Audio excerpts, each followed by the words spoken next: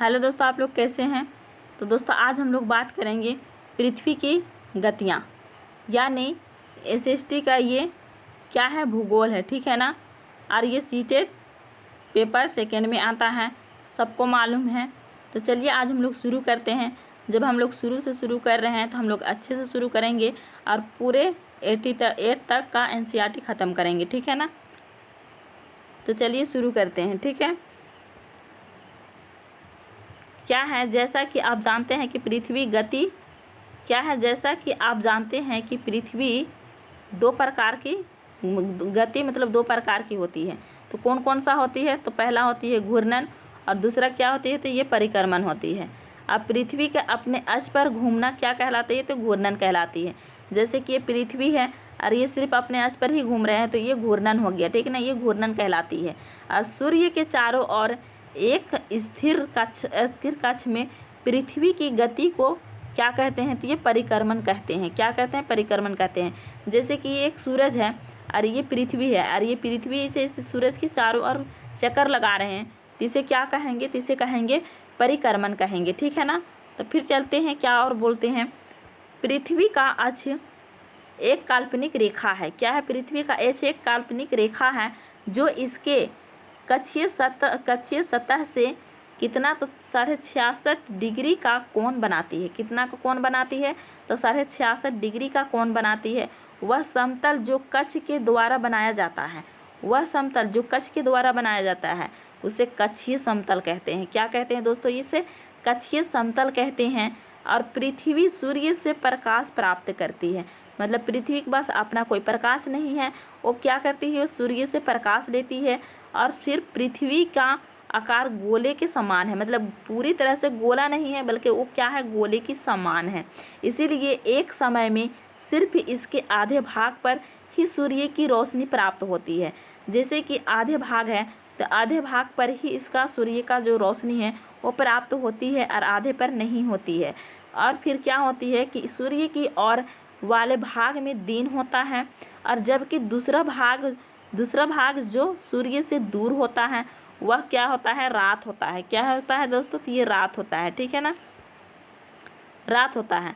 और ग्लोब पर वह वृत्त जो दिन तथा रात को विभाजित करता है उससे क्या करते हैं, तो उससे कहते हैं प्रदीप्ति वृत्त कहते हैं। यह वृत्त अक्ष के साथ नहीं मिलता है। क्या होता है, यह वृत्त अक्ष के साथ नहीं मिलता है। पृथ्वी अपने अक्ष पर एक चक्कर पूरा करने में लगभग 24 घंटे समय लेती है और घूर्णन के समय काल को पृथ्वी दिन कहा जाता है। घूर्णन के समय काल को क्या कहा जाता है, तो पृथ्वी दिन कहा जाता है। यह पृथ्वी की दैनिक गति है। क्या है दोस्तों, यह पृथ्वी की दैनिक गति है दोस्तों। अब आप लोग इस चित्र को थोड़ा सा देख लीजिए, ठीक है ना। जैसे कि यहाँ पर ये क्या है, ये ध्रुव वृत्त है और ये फिर दक्षिणी, मतलब ये उत्तरी ध्रुव है और ये दक्षिणी ध्रुव है, ठीक है ना। तो हम लोगों को ऐसे घूम रहा है, हम लोगों को पूरी तरह गोल नहीं है बल्कि लेटे लेटे दिखाई देता है, ठीक है ना।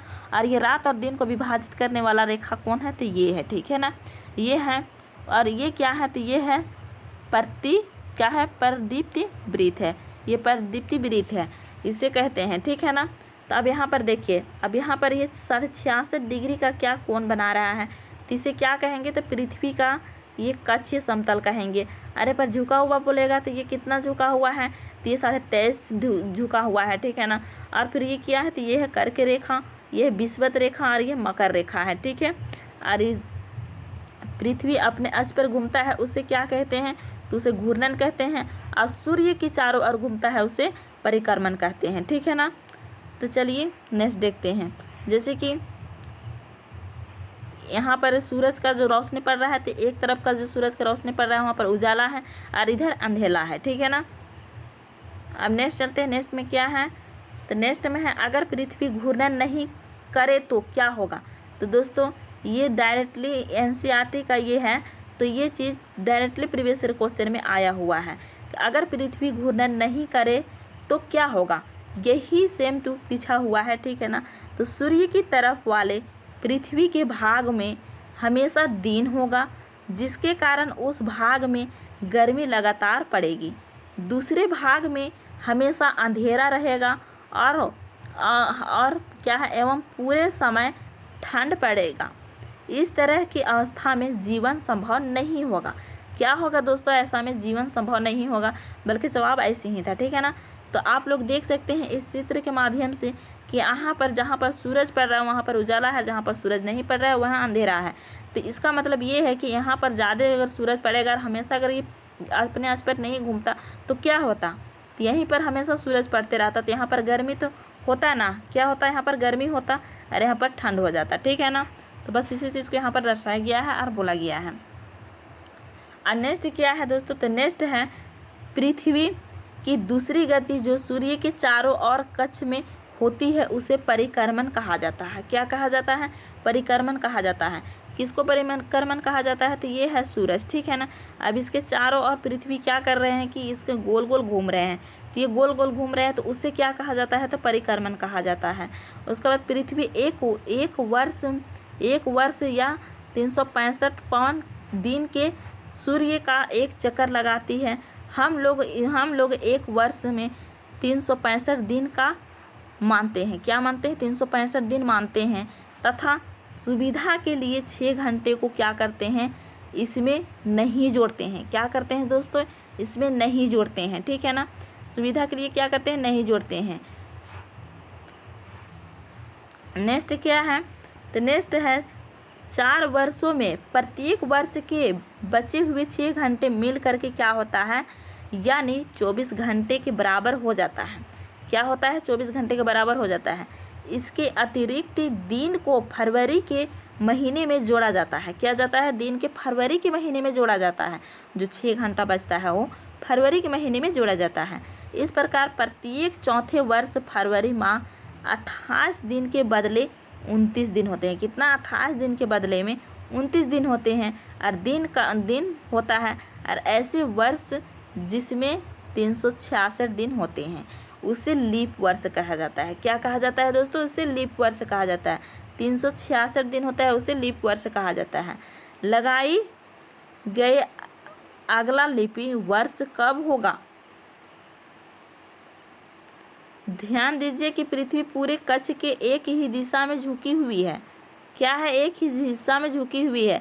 एक वर्ष को गर्मी, सर्दी, वसंत ऋतु और शरद ऋतुओं में बांटा जाता है। और ऋतुओं में परिवर्तन सूर्य के चारों ओर पृथ्वी की स्थिति में परिवर्तन के कारण होता है। क्या होता है, परिवर्तन के कारण होता है। तो देखिए दोस्तों यहाँ पर क्या किया गया है, ये सूर्य है लेकिन ये घूम तो रहा है पृथ्वी, लेकिन क्या ये इसका जो लेटा हुआ है वो दूसरा है, नहीं है। ये एक ही जगह एक ही जैसा लेटा हुआ है। ठीक है ना। जैसे कि सूरज की ओर पृथ्वी पड़ रहा है तो वहाँ पर उजाला हो रहा है, और फिर सूरज की ओर नहीं पड़ रहा है वो अंधेला होते जा रहा है। ठीक है ना। तो अब यहाँ पर दर्शाया गया है कि वसंत ऋतु, इसे वसंत ऋतु दर्शाया गया है। और उत्तरी गोलार्ध में शीत ऋतु और फिर दक्षिणी गोलार्ध में ग्रीष्म ऋतु। क्या है, यहाँ पर उत्तरी गोलार्ध में आप देख रहे हैं कि ये है, तो यहाँ तक इधर अंधेला है, तो इसमें क्या है, तो शीत ऋतु है और इसमें ग्रीष्म ऋतु है। ठीक है ना, ग्रीष्म ऋतु है। अब यहाँ पर शरद ऋतु है उत्तरी गोलार्ध में और फिर इधर वसंत ऋतु है। ठीक है ना। अब यहाँ पर देखिए दक्षिणी गोलार्ध में शीत ऋतु है और फिर यहाँ पर उत्तरी गोलार्ध में ग्रीष्म ऋतु है। जैसे कि ग्रीष्म ऋतु है तो ये जो रेड वाला जो लाइन है ये है पृथ्वी का काल्पनिक रेखा। ठीक है ना। अब ये वाला जो है ये दिखाई दे रहा है, ये है सूरज जो आधा पृथ्वी में हो रहा है और आधा में नहीं हो रहा है। तो नहीं हो रहा है वो क्या है, शीत ऋतु है, और जिसमें हो रहा है वो क्या है, ग्रीष्म ऋतु है। तो ये उत्तरी गोलार्ध में क्या है, तो ग्रीष्म ऋतु है, और दक्षिणी गोलार्ध में है वो शीत ऋतु है। ठीक है ना। इस बात को आप लोग समझ गए हैं। तो चलिए अब हम लोग नेक्स्ट की ओर चलते हैं। ठीक है ना। अब यहाँ पर देखिए 11 जून को उत्तरी गोलार्ध सूर्य की तरफ झुका है।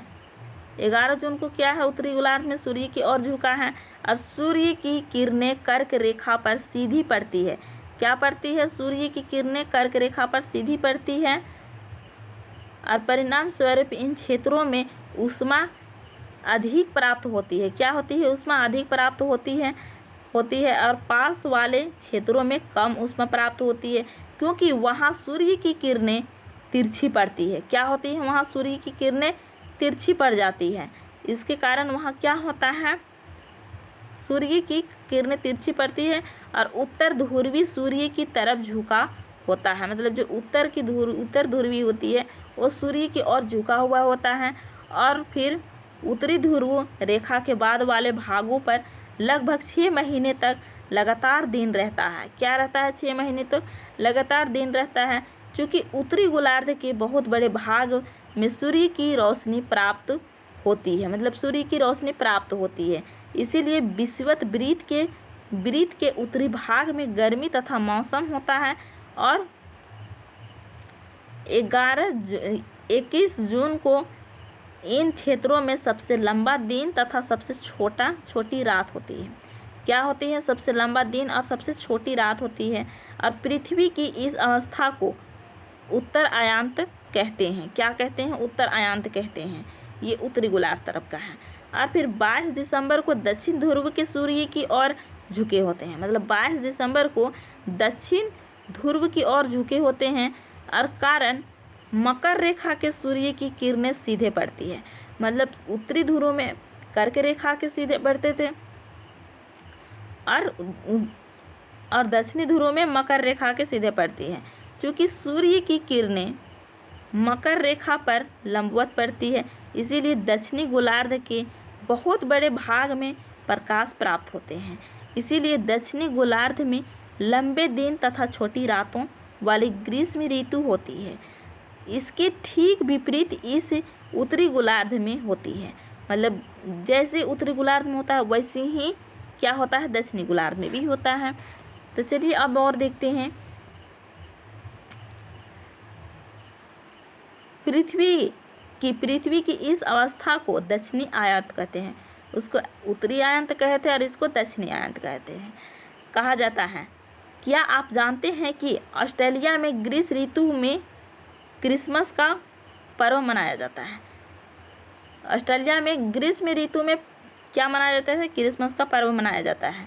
उसके बाद ये 21 मार्च और 23 सितंबर को सूर्य की किरणें विषुवत वृत्त पर सीधी पड़ती है। मतलब जैसे कि ये पृथ्वी है और ये विषुवत वृत्त है, ये कर्क रेखा है और ये मकर रेखा है, ठीक है ना। तो कहाँ पर पड़ती है? तो यहाँ पर पड़ती है, ठीक है, यहाँ पर पड़ती है, ठीक है। तो फिर क्या होता है, इस अवस्था में कोई भी ध्रुव सूर्य की ओर नहीं झुका होता है। मतलब ये कोई भी ध्रुव सूर्य की ओर झुका हुआ नहीं होता है। इसीलिए पूरी पृथ्वी में क्या होता है, रात और दिन बराबर होते हैं। उसे क्या कहा जाता है? उसे विषुवी कहा जाता है, ठीक है ना, विषुवी कहा जाता है। और फिर 23 सितंबर को उत्तरी गोलार्ध में क्या है, 23 सितंबर को उत्तरी गोलार्ध में सर्द ऋतु होती है। सर्द ऋतु होती है, जबकि दक्षिणी गोलार्ध में वसंत ऋतु होती है। क्या होती है? दक्षिणी गोलार्ध में वसंत ऋतु होती है, जो कि हम लोग अभी चित्र में देखे होते हैं। और फिर 21 मार्च को स्थित इसके विपरीत होती है, जब उत्तरी गोलार्ध में वसंत ऋतु तथा दक्षिणी गोलार्ध में सर्द ऋतु होते हैं। नेक्स्ट क्या है? तो नेक्स्ट है, इस प्रकार स्पष्ट है कि पृथ्वी के घूर्णन एवं परिक्रमण के कारण दिन एवं रात तथा ऋतुओं में परिवर्तन होता है, ठीक है ना। अगर पृथ्वी नहीं घूमता तो दिन और रात नहीं होता, इसीलिए वो घूमते हैं, परिक्रमण करते हैं, उसी का कारण ये रात और दिन भी होता है, ठीक है ना। तो दोस्तों आज के लिए इतना ही। अगर वीडियो अच्छा लगा हो तो लाइक और शेयर तो करना बनता है, और फिर चैनल को सब्सक्राइब